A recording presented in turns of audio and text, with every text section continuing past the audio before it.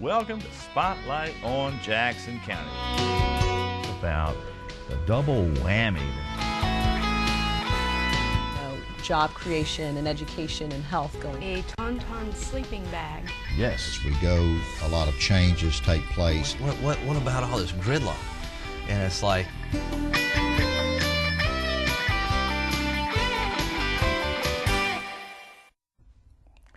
Hello and welcome to Spotlight on Jackson County. This is probably going to be one of the most interesting shows I've ever done in this business. And joining me in the studio here at WKFK tonight on Spotlight on Jackson County, and it's an honor to have him here, is Mr. Robert Hirsch. Robert, Thank you, it's Doug. so great to be here. Boy, you immediately put the pressure on with an introduction like that. No. I tell you, our conversation started, before the show started, and I just enjoyed that. And I know everybody out there is going to enjoy it. But Robert, for somebody who don't know you, and I don't know many people who don't, but you spent 40 years in education. Yes, sir. Yeah. I started teaching in 1972. My first contract was $7,100. We did not have teacher evaluations back then. There was no standardized testing to speak of in high school, other than, as you graduated, you took the ACT or the SAT. So it was a different world. It started to reform within the first 2 years of me starting. So my career has been 40 years of nonstop reform. And reform is something that's supposed to come along once in a while, but I've had 40 years of reform. So, I started out teaching history and French. I drove a school bus, and over time I served as a dean of discipline, first dean of discipline at Mercy Cross High School. I was an assistant principal, middle school, junior high. I was the high school principal at Ocean Springs. And then my last 6 years, I was appointed, and such a blessing for me, as superintendent of the Ocean Springs School District. And I mentioned this earlier. I loved all 40 years in education. Now, I will say this, the only time I knew where I was going, so much of my career was accidental, moving up. The only time I knew where I was going was when I was driving that school bus. And that's the truth. That's the absolute truth. Well, life is full of surprises. We talked about that. Sure. And some of them are good ones and some of them are not. But, we just have to roll with those punches and make it through life. That's right. And you've been retired now for several years. 3 years. 3 years. Yeah, 3.5 actually. Yeah. And you decided that you were going to do something that you had in your mind basically all your life. Yes. And that was to write a book. And so we're going to talk about the one that just came out, but let's talk about the first one. Okay. That you wrote. Contrition. And by the way, he wrote it with pen and ink, just like this old man does. I wrote it with pen and ink, and at the time I did not know how to type. So I would write it, and my wife got on the old brother word processor and typed it for me. That was the good old days, which was only about 4 or 5 years ago, just to show you how quick things change. Promise of the Black Monks, I taught myself to type totally on keyboard, cut, paste, research, everything, internet. Just publishing and writing has become so much easier. Now, I know, they say everyone has a book inside their head, everybody out there. And I know there are a lot of people out there who write or who dream of writing their memoirs or writing a novel. There is no better time. There has never been a better time to write and get published than right now. So, just so you people out there that do enjoy writing and have that passion, great time to get started. The trick is that first step, getting started, the basis of your books, we were talking about that. It's historical with fiction type characters. Promise of the Black Monks is the 11th century historical fiction because I love history, and I used to teach history, and was just tickled when, as you and I were talking, to find out you were such a history buff. And I'm going to put in a plug. I had no idea you own the GI Museum here in Ocean Springs. I do. Kudos. Yeah. Thank you very much. But yeah, 11th century. It actually is a series of 5 books. Promise of the Black Monks is book 1, 558 pages, book 1.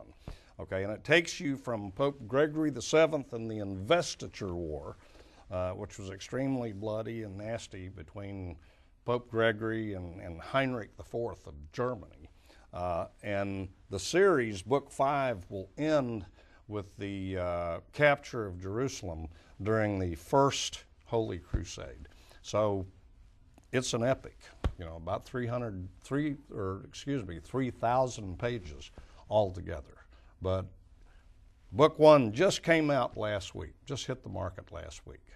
So you'll be able to get it at Barnes & Noble and local bookstores. You can order it at Amazon, Kindle, Nook, ebook, Barnes & Noble, books. All the major outlets have it, and it's with Argus Publishing, actually out of North Carolina. So you've got some local book signings coming up, and I urge everybody to come out and talk to this very interesting individual here, because he is.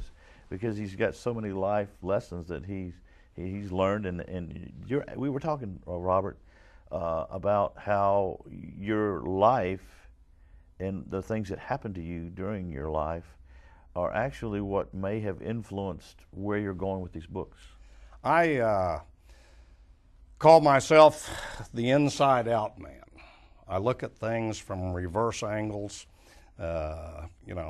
I was born in Korea in 1949, and my father was an American GI, and my mother was Korean.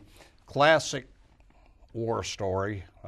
They fell in love, had me, did not get married. Dad came back to the States, promising to bring us to America. Well, he didn't. He married a raven-haired beauty from Alabama. But my grandparents, good German Catholic, dairy farmers, threatened to disown my father if he did not get me over here to the States. And as a matter of fact, my grandfather, Leo Hirsch, who was not religious at all, but very moral, he said, "No grandson of mine will starve in a foreign country. Get him over here or you're disowned." So at age 5, after all the paperwork, I actually was one of the first Korean orphans, so to speak, to legally come to the United States. So just so everyone knows, I am a legal alien. So I lived on that dairy farm with my grandparents for about a year and a half, and then my dad came back from Germany. He was stationed in Germany, and we moved down to Columbus, Georgia, Fort Benning, Georgia. Time for me to start first grade in the 6th grade. Because I did not speak English well, and because I was half Asian, I was not allowed in the white public school system of Columbus, Georgia. So, and I mentioned to you back in the day, all of us brown kids, Hispanics, Asians, Filipinos, that were military dependents, if there wasn't a DOD school, we all had to go to Catholic school, okay?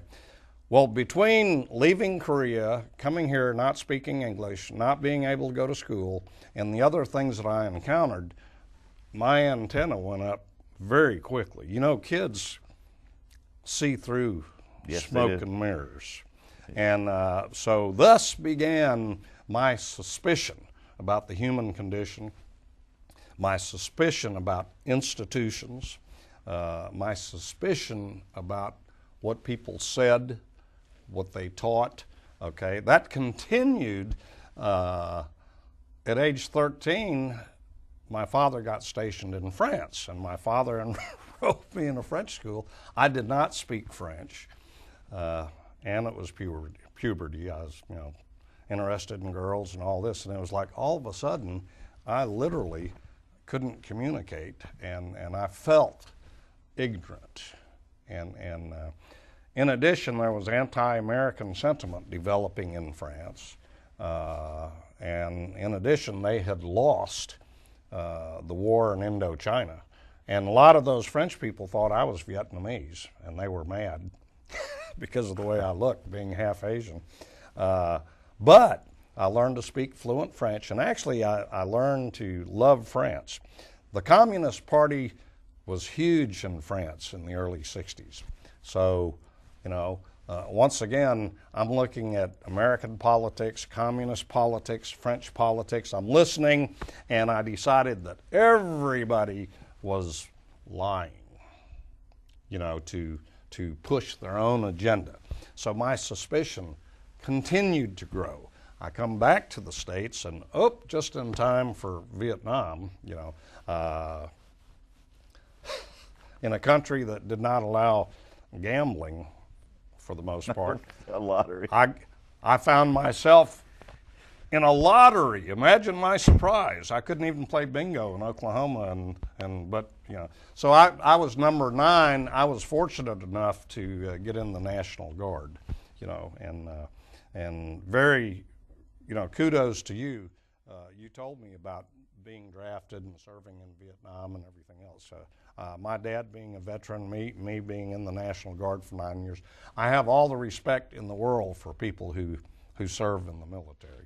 But I will say this, no matter what country, it's a shame that there's so much violence and so much war and so much political strife, and when you look at the Middle East now, it's just so confusing. It's impossible. But as your book would point out, that's been going on since nonstop, as far back as we can go. I think when the first ape picked up a stick and figured that he could throw it or hit somebody over the head with it, it started. It has never stopped, and one of my favorite sayings is, it is a ruse of God that mankind pretends to learn from history, because we haven't learned anything. We keep repeating the same mistakes, because every generation believes that they are smarter than the generation that comes before, which is why teenagers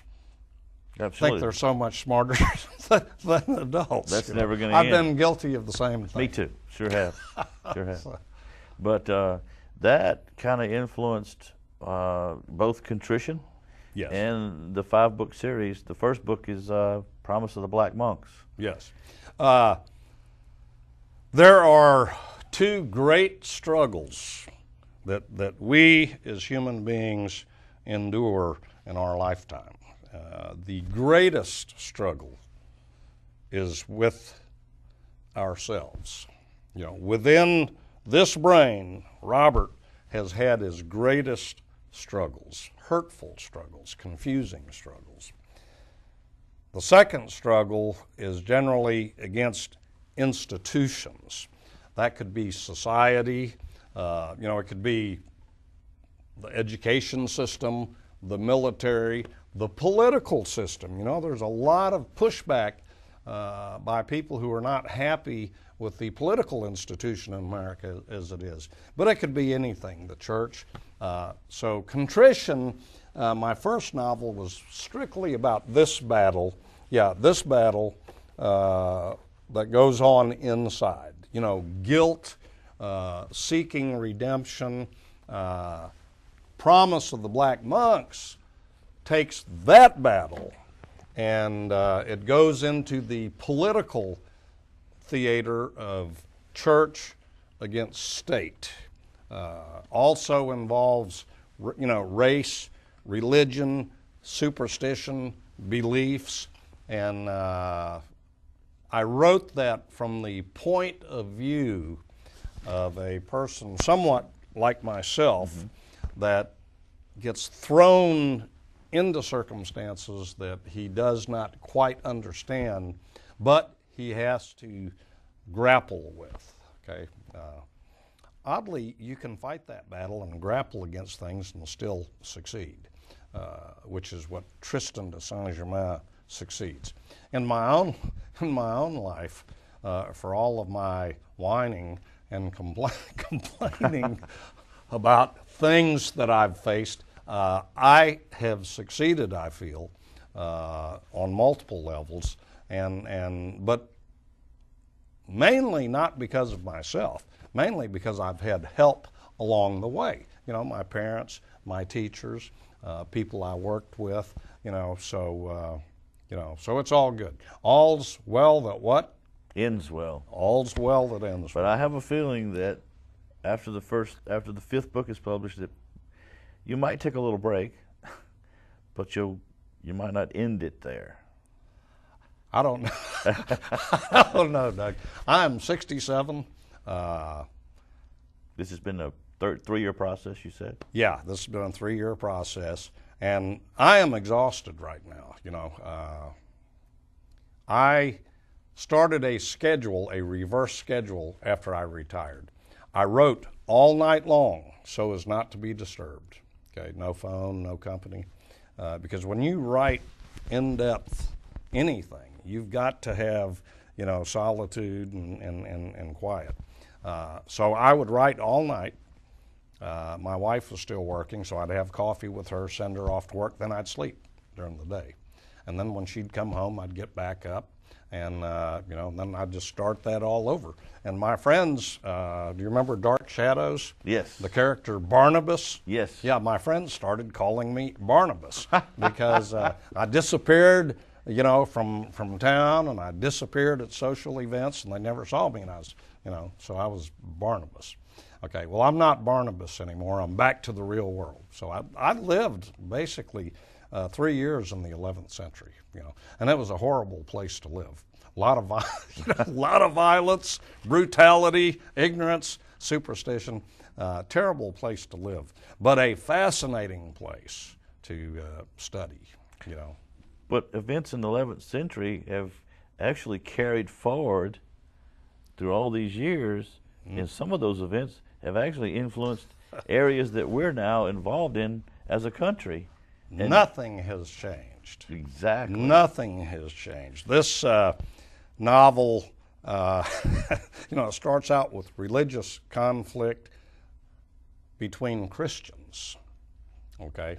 The German Catholics versus the Vatican Gregorian Catholics versus the Byzantine Greek Orthodox Christians, and it bleeds over to the Middle East, the Turks, the Muslims, and the series, the 5-book series, ends in the Middle East with the First Crusades, and we are right back to the Middle East. We are right back to all of these factions, East, West, Muslim, Christian. That was 1,000 years ago. And we're right back there. But 1,000 years ago, how did the Crusades in the Middle East end? It wasn't good, was it? Yeah, no, it wasn't good. So the Crusades actually lasted like 250 years nonstop, and then after the Crusades were over, there's still constant war in the Middle East, and a lot of intervention from the West, And I want to be careful because the history of the Muslims is no different than the history of aggression by the West. They spread the word through torch and sword, and took over places and expanded. So I call it the abscess in the brain of humanity. We just have to take over places and people. I don't know that we can help ourselves, or at least according to history. No, but we should definitely learn from it because we're going through it right now. Yeah. And the problem with right now is right now it's not swords and bows and arrows. It's nuclear weapons and every kind of device that really can. It's extremely dangerous. And you bring up a good point. You would think historical fiction the 11th century, there would be no relationship whatsoever to what's going on in the world 1,000 years later. But this book explains how it started and everything that occurred. The politics of that crusade are no different than the politics of oil and Iraq and Iran and ISIS. The politics of it all is just so aligned that it's frightening. It's frightening. And the novel, of course, you can't tamper with history. So people that read historical fiction, they like the history, but they get involved with the characters.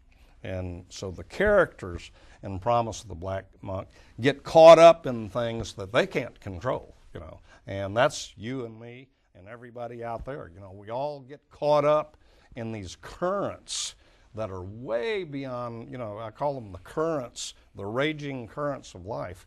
We get caught up in things that we just lose control of, and that's divorce, that's work, it's politics, it's you getting drafted, everything.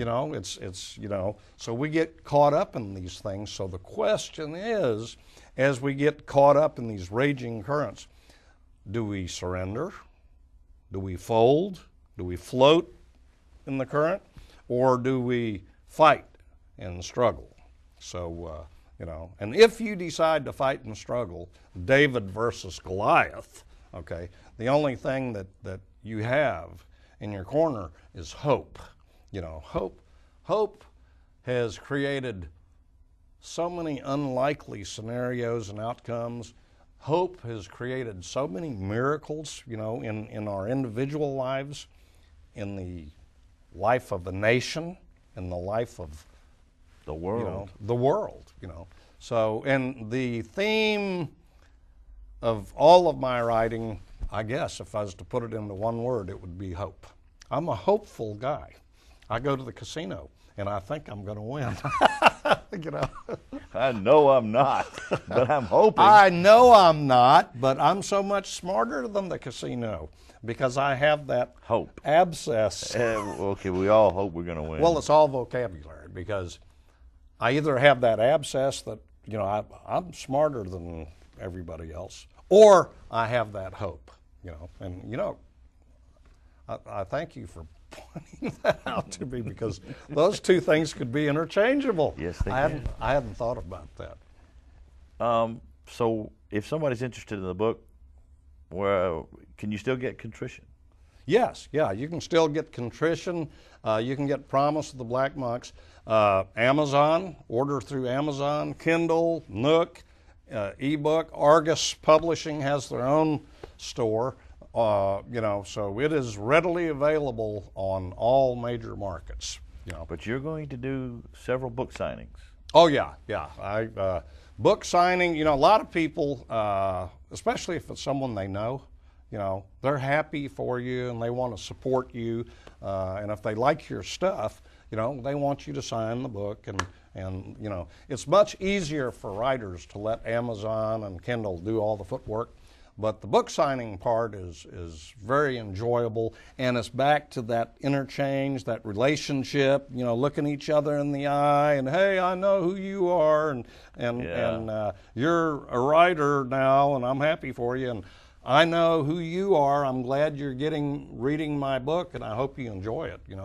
It's just a wonderful exchange. But I will announce those on Facebook, and I've had a good amount of publicity in the Ocean Springs Record, the Mississippi Press, and I've got the Sun Herald has got someone who's going to be doing a review on the book, and also had a lot of publicity through my agent, Jeannie Loyacono out of Texas.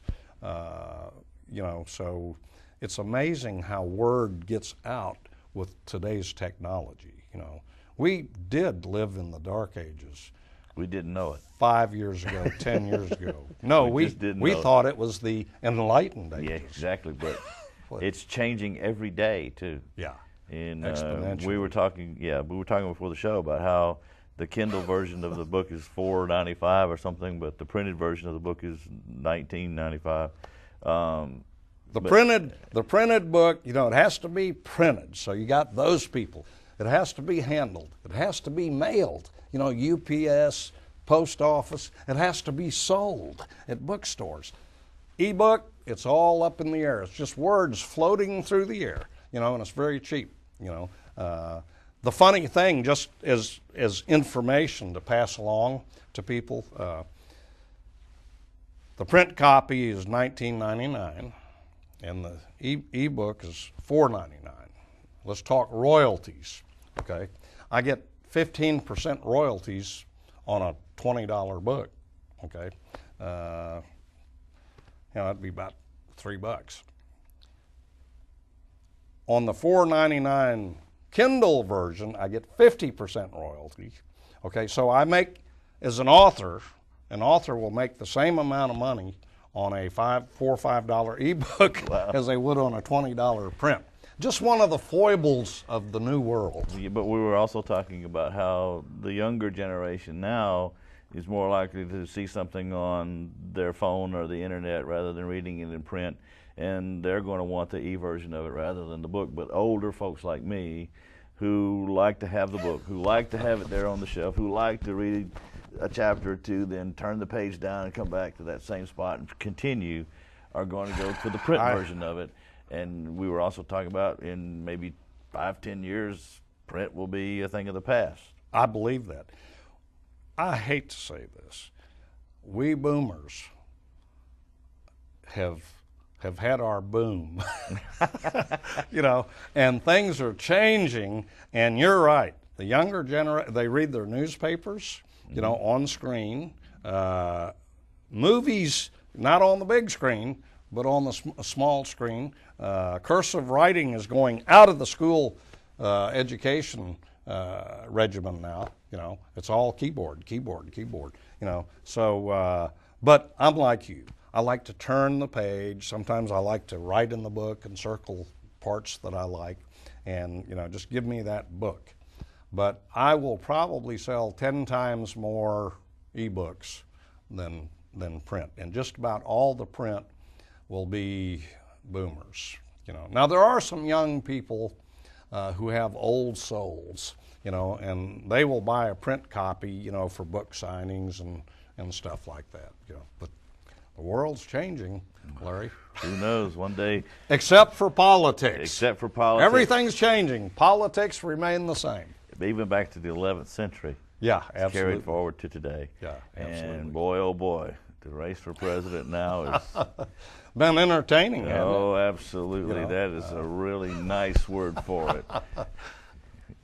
There is a character in Promise of the Black Monks who is a real character in history. His name was Peter the Hermit. He was an evangelist preacher. But his persona reminds me very much I know who you're going to say. of some of the people. And this man talked 50,000 peasants with pitchforks and sticks to walk on foot across the continent of Europe and go fight the Turks in the first crusade. But the power of rhetoric, you know, the power of personality. And he does remind me of this presidential election, as everybody is, you know, promising this and that, and you know, so, you know, it's an interesting parallel. So Yeah, it sure sounds like it is personalities that make history so fascinating.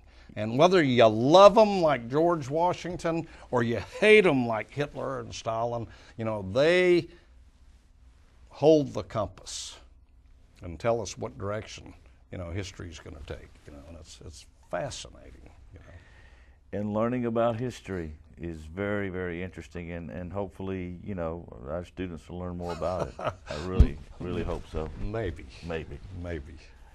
We're 29 minutes into a 30-minute program. It's gone by so quickly. Possibly you can come back. I'd love to. And talk I'm more about going to tell you, I thoroughly enjoyed our discussion before we went on the air. Oh, that was. I didn't know you were such a fascinating character. Oh, well, I'm not. You just didn't know, and possibly I surprised you again with some things. But it's been great having you on the show. I really appreciate it. Thank Come you back. so much And for if having you me. go out and try to and find Promise of the Black Monks and Contrition, read them. I know they're going to be fantastic books. Robert, thank you so much for coming Thank on the you. show. We're going to see you again Appreciate it. soon, right? Call me. I'll do it. I'll do it. And we're going to see you again soon on another edition of Spotlight on Jackson County. I want to remind you that the artwork you see on set is courtesy of the Singing River Gallery in downtown Pascagoula. We appreciate the little partnership we got going with them, and you'll see different artwork on the walls in the studio on different shows. So thank you very much for joining us for this very special edition of Spotlight on Jackson County. Don't forget the book, Mr. Robert Hirsch, Promise of the Black Monks. Go find it, read it. You're going to love it. We'll see you again on another show.